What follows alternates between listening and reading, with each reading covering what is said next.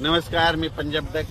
राज्यामध्ये सांगायचं झालं तर पूर्व विदर्भ आणि पश्चिम विदर्भ म्हणजे ह्या 6-5-11 जिल्ह्यामध्ये भाग बदलत पाऊस पडणार आहे। त्याच्यानंतर तो पाऊस हिंगोलीकडे येईल काही भागात, त्याच्यानंतर तो परभणीकडे येईल, बीड जिल्ह्यात काही जाईल, जालनाकडे राहील, बुलढाण्याकडे राहील, इकडे जळगावकडे देखील राहणार आहे। पण राज्यात मात्र सध्यानं 6 तारखेपर्यंत असाच भाग बदलत पाऊस पडणार आहे म्हणून हा अंदाज लागतो।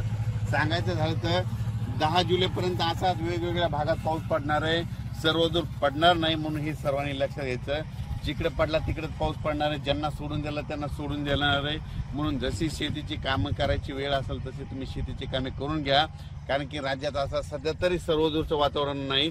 फक्त जास्त वरून राज्याची कृपा मात्र नागपूर, वर्धा, भंडारा, यवतमाळ, त्याच्यानंतर अमरावती, अकोला, बुलढाणा, त्यानंतर जळगाव, त्याच्यानंतर इकडं धुळे, नंदुरबार या भागाकडे जरा वरून राज्याची जास्त कृपा आहे। सध्या तरी पाऊस 10 तारखेपर्यंत त्या पट्ट्यामध्येच पडणार आहे आणि त्याच्यानंतर थोडाफार ते पाऊस काय होईल हिंगोलीकडे, नांदेडकडे, त्याच्यानंतर परभणीकडे, त्याच्यानंतर बीड जिल्ह्यात काही भागात, त्याच्यानंतर नगर जिल्ह्याच्या काही भागात, त्याच्यानंतर इकडे संभाजीनगरकडे, जालन्याकडे, बुलढाण्याकडे असा पडणार आहे म्हणून हा अंदाज लक्षात आहे। पण राज्यात तरी सध्या सर्वदूरचं वातावरण नाही, फक्त विखुरलेल्या स्वरूपातच पाऊस पडणार आहे, भाग बदलतच पडणार आहे।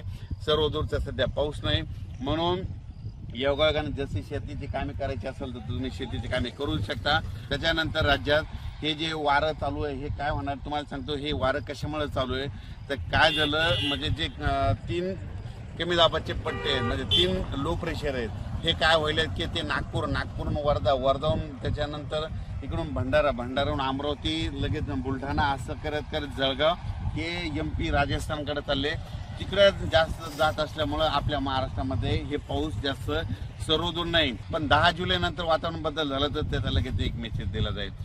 धन्यवाद।